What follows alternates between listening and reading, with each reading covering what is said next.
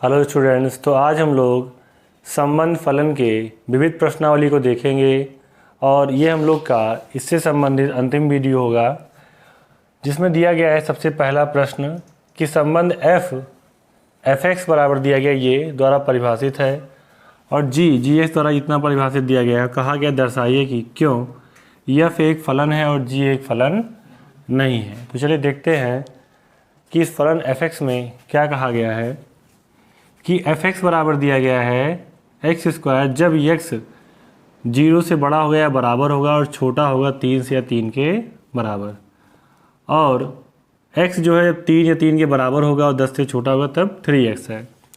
तो अगर इसके लिए हम लोग आलेख बनाएं और देखें कि क्या वैल्यूज़ मिलती है। जैसे अगर हम लोग यहाँ पे 0 रख दें, x का मान क्या रखें 0, यहाँ पे 0 रखें तो 0 रखेंगे तो 0 मिलेगा, ठीक है।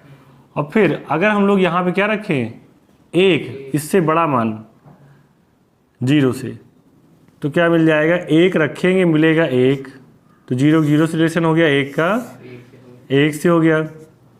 फिर 2 रखेंगे तो कितना मिलेगा 2 दूना 4, यहाँ रखेंगे 2 दूना 4 हो जाएगा। यहाँ रख के बताते देखो f0 पे क्या आ जाएगा 0 आएगा, 0 का स्क्वायर क्या होता है 0। फिर f1 रखेंगे तो 1 का स्क्वायर हो जाएगा 1। फिर f2 रखेंगे तो 2 का हो जाएगा स्क्वायर 4 हो जाएगा। फिर f3 का स्क्वायर हो जाएगा 9, ठीक है। तो यहाँ पे 3 का 9 से बना देंगे रिलेशन, ठीक है, यहाँ 9 आ जाएगा। इसमें भी देखो दिया गया है 3, अगर यहाँ पे इसमें रखें मतलब x बराबर जब होगा 3 के तो हम ये भी फलन ले सकते हैं और ये भी ले सकते हैं, तो इसमें भी हमें 3 ही मिलेगा। 3 गुणे 3 बराबर 3 त्रिका 9, तो 3 का 3 से ही रिलेशन बनना है। ऐसे ही 4, 5, 6 सबके लिए बनाते हुए जाएंगे तो हम ये देखेंगे कि सभी अवयवों का जो यहाँ पे प्रतिबिंब प्राप्त हो रहा है वो सिर्फ एक ही प्रतिबिंब हो रहा है, या फिर कह सकते हैं अद्वितीय प्रतिबिंब है, इसलिए ये एक फलन है। यहाँ लिख देते हैं सभी अवयवों का अद्वितीय प्रतिबिंब है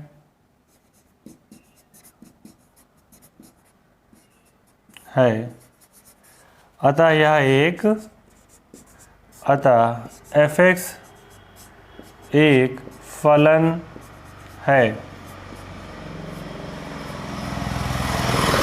अब जी एक्स के लिए देख लेते हैं। जी एक्स बराबर दिया गया इतना, तो जब इसमें बनाएंगे तो देखो f जब 0 रखेंगे तो 0 का स्क्वायर कराएंगे आएगा 0। फिर 1 रखेंगे 1 का स्क्वायर 1, 2 रखेंगे 2 का स्क्वायर 4 आएगा। यहाँ पर भी देखो x बराबर 2 के, तो यहाँ f2 जब इसके लिए निकालेंगे तो यहाँ 3 इंटू 2 कितना आ जाएगा 5। तो यहीं से ये फलन नहीं है। देखो कैसे नहीं है कि हम 0 रखे 1 रखे और 2, आगे भी वैल्यू हम लोग 2 तक ही कहा है, 2 तक ही रखेंगे। यहाँ 10 तक दिया गया है तो 2 के आगे हम 10 तक इसको बढ़ा सकते हैं। तो लेकिन हम 2 पे ही देख पा रहे हैं कि 0 पर तो 0 मिल गया, 1 पर 1 मिल गया और 2 पर 4 मिल गया और 2 पर 5 मिल गया, ठीक है। तो इस तरह से देख रहे 2 के 2 प्रतिबिंब मिल गए, 4 और 5। इसलिए एफ एक्स तो फलन है लेकिन जी एक्स फलन नहीं है, क्योंकि यहाँ 2 एक ऐसा अवयव है जिसके 2 प्रतिबिंब है 4 और 5। तो लिखेंगे जी एक्स फलन नहीं है क्योंकि इसके अवयव 2 के लिए 2 प्रतिबिंब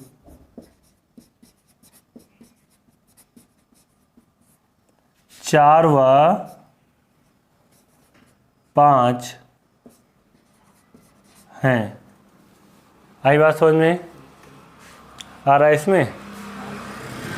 ठीक है, तो नोट कर लो इसको। आया समझ में?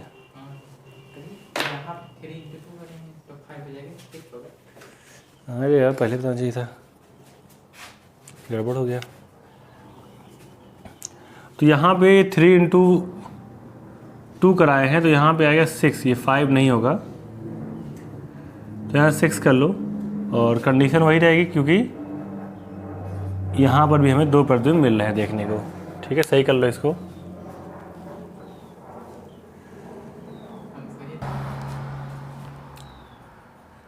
तो सेकंड प्रश्न में कहा गया है कि यदि f(x) बराबर x² हो तो f 1.1 minus f1 upon 1.1 minus 1 ज्ञात कीजिए। तो इसको ज्ञात करने के लिए सबसे पहले हमें f 1.1 पता करना पड़ेगा। तो जहाँ x है वहाँ 1.1 पुट कर देंगे, 1.1 का स्क्वायर हो जाएगा 1.21 है ना, 11 गरें हम 121 और 2 अंक पे लग जाएगा दशमलव। और f1 पता करेंगे तो 1 और 1 का स्क्वायर 1 आ जाएगा। अब यही वैल्यू यहाँ पुट कर देंगे, दिया गया 1.1 और f1 अपॉन 1.1 माइनस 1, तो इसकी वैल्यू है 1.21 और माइनस f1 की वैल्यू है 1 और 1.1 माइनस 1 हो गया। यहाँ से 1 घटा लेंगे तो मिलेगा 0.21 और नीचे मिलेगा 0.1, दशमलव हटा देंगे 0 बढ़ जाएगा। तो यहाँ पे ये 21/10 आ जाएगा, अगर इसको डिवाइड कर देंगे 10 से तो 2.1, तो यही हो जाएगी इसकी वैल्यू। ठीक है, नोट कर लो इसको।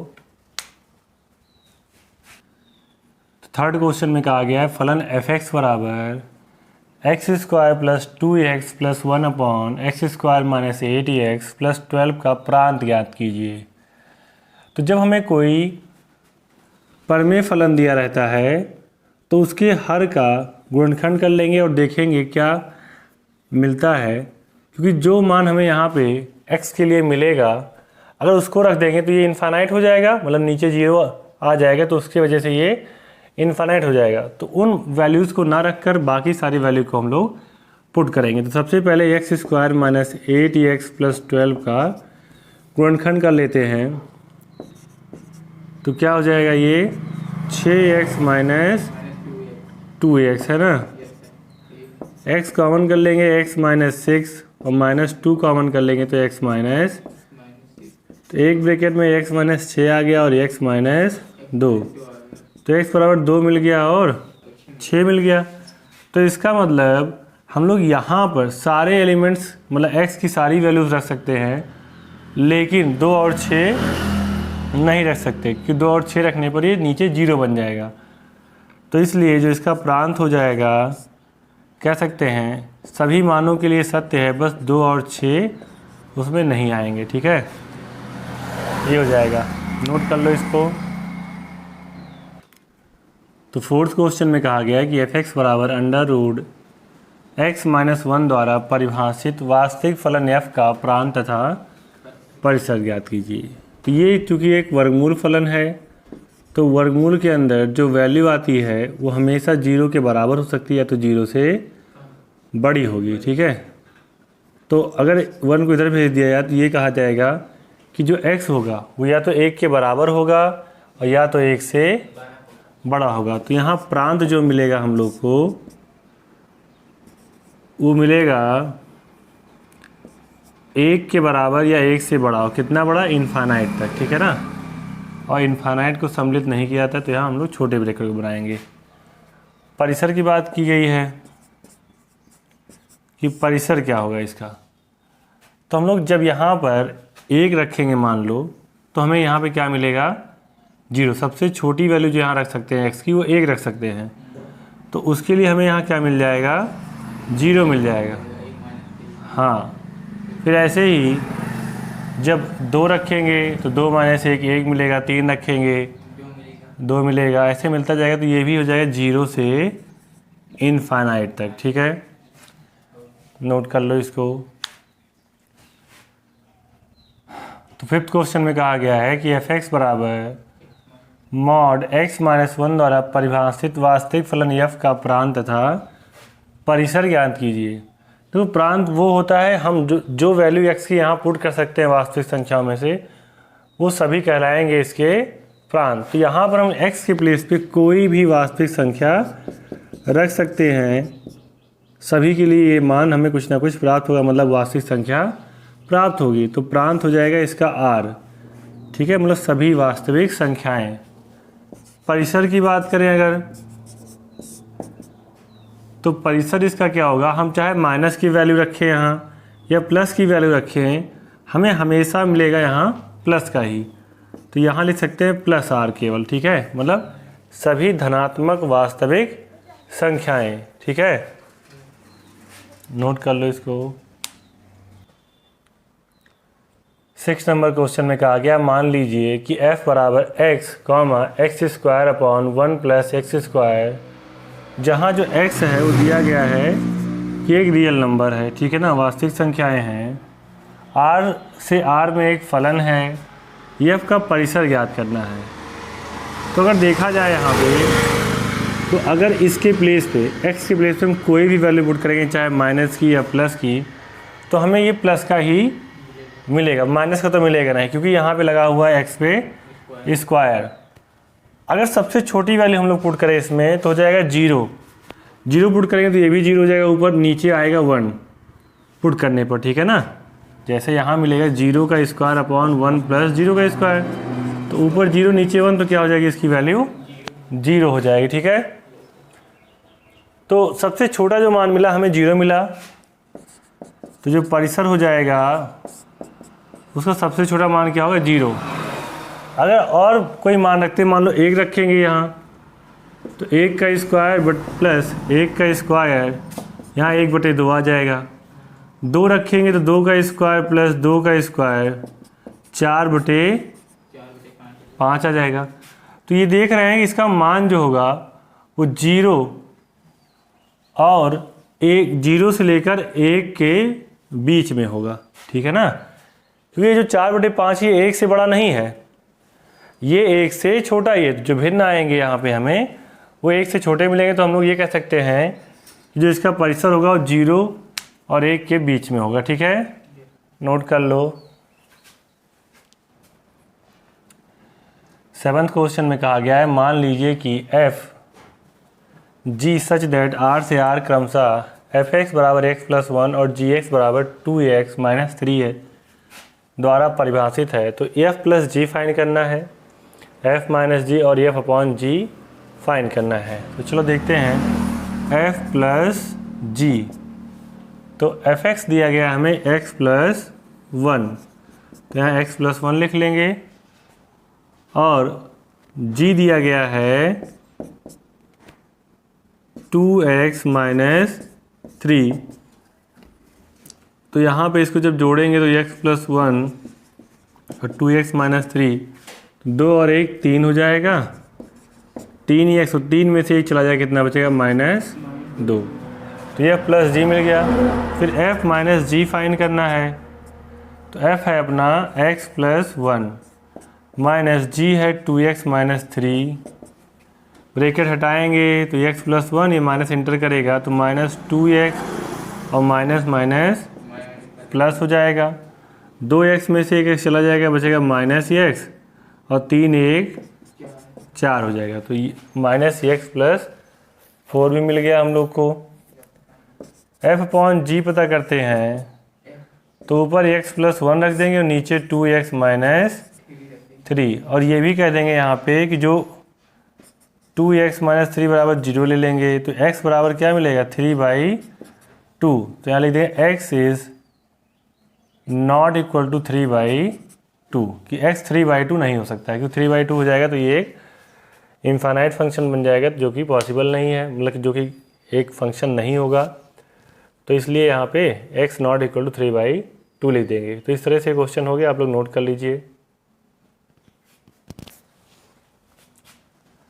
तो 8 नंबर क्वेश्चन में कहा गया है कि मान लीजिए कि f बराबर 1,1 दिया गया है, 2,3, 0,-1 और -1,-3 दिया गया है। z से z में मतलब वास्तविक संख्याओं में f(x) बराबर ax प्लस b द्वारा परिभाषित एक फलन है। जहाँ a और b कोई पूर्णांक है तो a b को निर्धारित कीजिए। तो हमें दिया क्या गया है, f1 बराबर दिया है 1। यहाँ से देखेंगे ये x की वैल्यू होती है और जो रखने पर हमें प्राप्त होता है ये उसको दर्शाता है। मतलब f1 बराबर दिया है 1। तो जब वहाँ f1 रखेंगे फंक्शन में, f1 रखेंगे यहाँ पे, तो a into 1 plus b equal to 1 मिल जाएगा। तो a प्लस b बराबर आ गया 1। ठीक है, समीकरण 1 मान के छोड़ दो। फिर दूसरा लेंगे, f2 बराबर दिया गया है 3। यहाँ से f2 बराबर दिया गया 3। तो जब वहाँ से f2 निकालेंगे तो a into 2 plus 3 plus b है, इक्वल टू हो जाएगा 3। तो 2a plus b equal to क्या हो जाएगा 3। इसे इक्वेशन नंबर 2 मान लेंगे। तो 1 और 2 को सॉल्व कर लेंगे तो a प्लस b बराबर है 1 और 2a प्लस b बराबर है 3। तो माइनस माइनस माइनस ये कट गया, माइनस a बराबर -2, तो a बराबर 2 आ जाएगा। a का मान समीकरण 1 में रखेंगे, a का मान समीकरण 1 में रखने पर 2 प्लस b बराबर 1, तो b बराबर 1 माइनस 2 मतलब -1। इस तरह से हमें a और b का मान प्राप्त हो गया। ठीक है, तो 9 नंबर में कहा गया है कि r बराबर a, b such that a b जो है एलिमेंट है n के, मतलब नेचुरल नंबर्स के, तथा a बराबर है b स्क्वायर के द्वारा परिभाषित n से n में, मतलब नेचुरल नंबर का नेचुरल नंबर में एक संबंध r है। तो क्या निम्नलिखित कथन सत्य हैं? तो यहाँ जो रिलेशन दिया है, इसमें संबंध दिया है वो a बराबर दिया है b स्क्वायर का। तो अगर हम लोग मान लो यहाँ पे a में लेते हैं 9 और b पे क्या लेना पड़ेगा हमें फिर 3, है ना, तभी तो 3 का स्क्वायर बराबर हो जाएगा 9 के। जब हम b के प्लेस पे कितना रखेंगे 3, तो 3 का स्क्वायर होगा किसके बराबर 9 के। और यहाँ पे कहा गया पहले में a, एलिमेंट होगा r का। क्या ये r में आएगा? नहीं आएगा, क्योंकि 9 का स्क्वायर 9 के बराबर नहीं हो सकता है। ठीक है ना, 9, is not element of r, कि r का एलिमेंट नहीं है किसी भी नेचुरल नंबर के लिए। इसलिए पहला कथन हो जाएगा हम लोग का असत्य हो जाएगा। ठीक है, ये पहला हो गया। दूसरे में देखते हैं, दिया गया a, b एलिमेंट है r का। जैसे मान लो 9, 3 है कि 3 का स्क्वायर बराबर हो जाएगा 9 के। ठीक है ना, 3 का स्क्वायर बराबर हो जाएगा 9 के। तो ये तो एलिमेंट है r का। तब क्या 3, 9 एलिमेंट होगा r का? ये नहीं होगा। ठीक है, क्यों? क्योंकि 9 का स्क्वायर, जो 9 का स्क्वायर है, क्या 3 के बराबर है? नहीं है, इसलिए ये भी इसका एलिमेंट नहीं है। तो इसका मतलब ये कथन हो जाएगा असत्य। तो ये भी असत्य हो गया। तीसरा देखते हैं। तीसरे में कहा गया कि अगर a, b है एलिमेंट r का, जैसे 9, 3 लिया था, तो ये तो है एलिमेंट r का। चलो ठीक है, ठीक है। फिर हमने ले लिया 3, यहाँ पे कुछ ऐसा एलिमेंट लेते हैं जिससे कि तीनों सेटिस्फाइड हो जाएं। तो यहाँ लेते हैं हम लोग 9। अब 9 का स्क्वायर क्या होगा 81। फिर यहाँ पे लेते हैं हम लोग अब b, और फिर यहाँ आ जाएगा c। तो किसका स्क्वायर है? 3 का।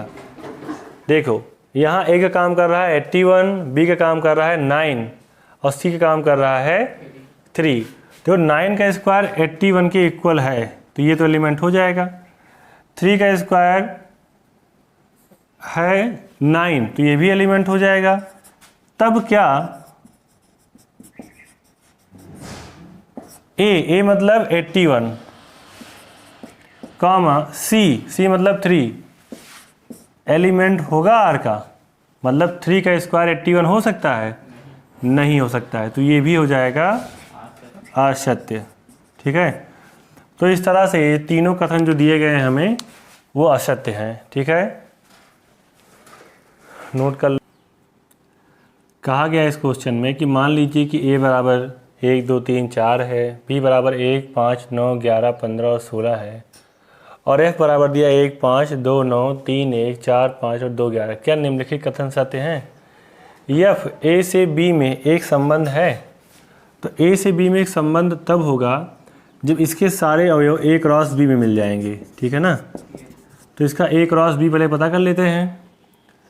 तो ये तो बहुत लंबा जानने वाला है। 1 का 1 में कराएंगे, 1,1 आएगा, फिर 1,5 1,9 1,11 1,16, फिर ऐसे 2 के लिए 2,1 2,5 2,9 2,11 2,15 और 2,16, फिर 3,1 3,5 3,9 3,11 3,15 फिर 3,16, फिर 4 ले लो, 4,1 4,5 फिर 4,9 4,11 4,15 4,16। ठीक है, तो इस तरह से देखा जाए कि क्या f के सारे एलिमेंट इसमें मिल रहे हैं। 1,5 मिल रहा है, 2,9 मिल रहा है, 3,1 ये भी है, 4,5 ये भी है, और 2,11 तो ये है। ठीक है, तो f सबसेट है a क्रॉस b का, मतलब f के सारे a क्रॉस b में है। इसका मतलब ये एक संबंध है। ठीक है, संबंध हो गया। क्या फलन है? a से b में फलन है। तो फलन तब होता है जब केवल एक प्रतिबिंब मिले, लेकिन एक का कितना प्रतिबिंब मिला? एक का 1 से है, एक का 5 से है, एक का 9 से है ना। देखो यहाँ जब हमने बनाया इसको तो इसमें ए में 1 2 3 4 लिखा, 1 5 9 11 15 16। अब देखो एक के ही कितने प्रतिबिंब मिल रहे हैं? एक का 1 से भी है, 5 से भी है। नहीं, एक सेकेंड, देखो इसके हिसाब से देखना पड़ेगा। एक का सिर्फ किससे है ये चेक करो। एक का है 5 से, तो 5 को मिला दो। 2 का है 9 से, 3 का है 1 से, 4 का है 5 से, और 2 का है 11 से। तो यहाँ पर 2 के 2 प्रतिबिंब मिल गए, एक तो 9 और एक 11। तो लिख देंगे क्योंकि 2 के 2 प्रतिबिंब कौन कौन से हैं? 9 और 11 हैं, 9 और 11 हैं। अतः यह एक फलन नहीं है, फलन नहीं है। ठीक है, संबंध है लेकिन फलन नहीं है। तो नोट कर लो इसको। 11 नंबर क्वेश्चन में कहा गया है, मान लीजिए कि f जो है ए बी और ए प्लस बी से बना हुआ है और ए बी जो एलिमेंट है जेड के मतलब पूर्णांक है द्वारा परिभाषित जेड क्रॉस जेड का एक उपसमुच्चय है। क्या एफ जेड से जेड में एक फलन है? अपने उत्तर का औचित्य भी स्पष्ट कीजिए। तो हम यहाँ पे क्या करते हैं, मान लेते हैं कि ए बराबर, यदि ए बराबर ले लें 2 तथा बी बराबर ले लेते हैं, जहाँ 2 एलिमेंट है जेड का, और बी बराबर लेते हैं 1, तो 1 भी क्या है, एलिमेंट है जेड का। तो एफ बराबर हमें मिल जाएगा 2 गुणे 1 कॉमा 2 प्लस 1, तो मिलेगा हमें 2 कॉमा 3 और ये एलिमेंट है एफ का। ठीक है, फिर दूसरा लेकर देखते हैं। यदि ए बराबर ले लें -2 जो कि एलिमेंट है जेड का, तब बी बराबर ले लें -1, ये भी एलिमेंट है जेड का, तो -2 का गुणा जब हम लोग कराएंगे -1 में और -2 प्लस -1 कराएंगे तो क्या मिलेगा,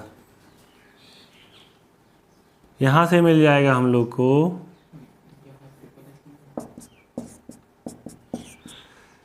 2 मिल जाएगा प्लस का और -3, ये भी एलिमेंट होगा एफ का। लेकिन ये देखने को मिल रहा है हमें इसमें कि इसमें क्या हमें मिल रहा है, 2 ही मिल रहा है और 2 के 2 प्रतिबिंब मिल गए, एक 3 और एक -3। ठीक है ना, 2 के हमें 2 प्रतिबिंब मिल गए, एक तो 3 मिल गया और एक -3। तब यह एक फलन नहीं है, तब यह एक फलन नहीं है, फलन नहीं है। आया समझ में, क्योंकि इसके 2 प्रतिबिंब मिल गए हैं। नोट कर लो, अगला देखते हैं। 12 नंबर क्वेश्चन में कहा गया कि मान लीजिए कि a बराबर 9, 10, 11, 12, 13 है और f का a से n में एक रिलेशन है। fn बराबर n का महत्तम अभाज्य गुणक द्वारा परिभाषित है। f का परिसर ज्ञात करना है। ठीक है, तो अगर देखा जाए महत्तम अभाज्य गुणक 9 का महत्तम अभाज्य गुणक कहा है, गुणक। तो इसमें से पहले हम लोग पता कर लेते हैं गुणज जी क्या होगा। तो महत्तम पता कर लो, तो इसका सबसे बड़ा गुणज 9 का हो जाएगा 3 और 11 का हो जाएगा 11 ही होगा, 10 छूट गया, पहले 10 का हो जाएगा अपना। वैसे अगर देखा है 2 और 5 होगा 10 का, लेकिन महत्तम पूछा है तो क्या हो जाएगा 5। 11 का हो जाएगा 11, 12 का क्या होगा 6, कोई अभाज्य संख्या थोड़ी ना है, तो 4 और 3 में तोड़ोगे तो इसका 3 ही मिलेगा। ठीक है, और 13 का हो जाएगा 13 ही, 12 का क्या हो गया 3 और इसका हो गया 13, तो यही हो जाएगा अपना परिसर। तो परिसर क्या हो जाएगा 3, 5, 11, 3 और 13, तो 3, 2, 2 बार, 2 बार थोड़ी लिखेंगे, एक ही बार लिखेंगे 13। ठीक है, यही हो जाएगा तुम्हारा परिसर। आया समझ में, नोट कर लो इसको। इस तरह से हम लोग की विविध प्रश्नावली समाप्त हो गई। आप इस चैप्टर को बहुत अच्छे से नोट कर लीजिए। अगर एक बार में नहीं आता तो 1 से 2 बार वीडियो को देखिए कम से कम, और ख़ुद से NCERT की बुक लेकर प्रैक्टिस करिए। अब हम लोग मिलते हैं अगले चैप्टर में।